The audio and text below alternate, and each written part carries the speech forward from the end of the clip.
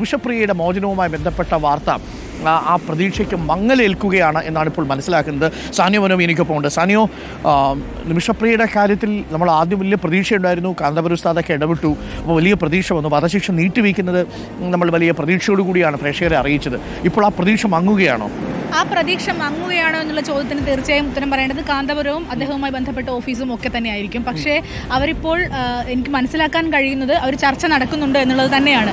പക്ഷേ ഇന്നലെ ഇപ്പോൾ ഫേസ്ബുക്ക് പോസ്റ്റ് ഈ തലാലിൻ്റെ സഹോദരൻ്റെ ഫേസ്ബുക്ക് പോസ്റ്റ് അടക്കം രംഗത്ത് എത്തിയത് എന്തായാലും വധശിക്ഷ നടപ്പാക്കണമെന്ന് പറഞ്ഞുകൊണ്ട് തന്നെയാണ്. പക്ഷേ കാന്തപുരം ഇപ്പോഴും അതിലെന്താണ് അവരുടെ നിലപാട് എന്നുള്ളത് വ്യക്തമാക്കിയിട്ടില്ല. കഴിഞ്ഞ ആഴ്ചയാണ് വധശിക്ഷ നീട്ടിവെച്ചതായും ഉള്ള ഒരു അറിയിപ്പ് അദ്ദേഹം മാധ്യമങ്ങളുമൊക്കെയായി സംസാരിച്ചത്.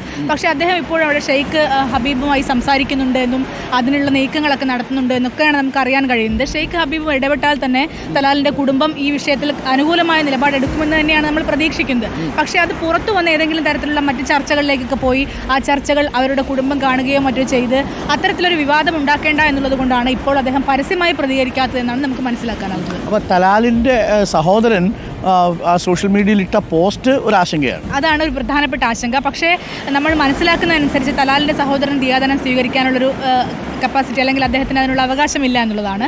പക്ഷേ എന്തുകൊണ്ടാണ് അദ്ദേഹം ഫേസ്ബുക്കിൽ അത്തരത്തിൽ പോസ്റ്റ് ഇട്ടത്? കാരണം ഈ ചർച്ചകളൊക്കെ നടക്കുന്നുണ്ട്. ഷെയ്ഖ് ഹബീബുമായുള്ള ചർച്ചകൾ സീരിയസ് ആയി നടന്നുകൊണ്ടിരിക്കുകയാണ്.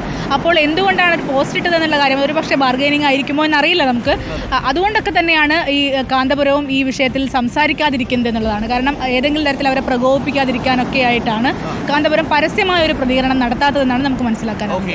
അപ്പം അങ്ങനെ ഒരു പ്രതീക്ഷ ഇപ്പോഴും നമ്മൾ ബാക്കിയുണ്ട്. കാന്തപുരം അതിനകത്തൊരു കാര്യം പറയട്ടെ. ഇതിനകത്തൊരു പ്രശ്നം എന്താണെന്ന് വെച്ച് കഴിഞ്ഞാൽ ഇത് വലിയ വിവാദമാക്കി പരമാവധി കുളമാക്കി എന്ന് തന്നെ പറയേണ്ടി വരും. അവിടെ ഉണ്ടായിരുന്ന ആളുകളെ വല്ലാതെ പ്രകോപിപ്പിച്ചു. അവരേതെങ്കിലും തരത്തിലൊരു ഒന്നയാൻ വേണ്ടി ഇരുന്ന സമയത്താണ് വല്ലാത്ത ചർച്ചകളൊക്കെ, അല്ലേ സിനോജ്? അനാവശ്യമായ ചർച്ചകളും സോഷ്യൽ മീഡിയ പോസ്റ്റുകളും ചില കുത്തിത്തിരിപ്പുള്ള നിരീക്ഷകരും ഒക്കെ വന്നിട്ട് ആകെപ്പാടെ അത് ബോറാക്കി ഒടുവിൽ നിമിഷപ്രിയയുടെ മോചനം സാധ്യമാവുന്ന ഘട്ടത്തിൽ വന്നപ്പോൾ അതിൽ വാതിലുകൾ അടയുകയായിരുന്നു. കാത്തിരിക്കാം, ഇപ്പോഴും പ്രതീക്ഷകൾ അവസാനിച്ചിട്ടില്ല. പക്ഷേ തലാലിൻ്റെ സഹോദരൻ്റെ സാമൂഹ്യ മാധ്യമ പോസ്റ്റ് എന്ന് പറയുന്നത് വലിയ ആശങ്കയുണ്ടാക്കുന്നതാണ് എന്ന് തന്നെ നമ്മൾ ഈ ഘട്ടത്തിൽ പറയണം.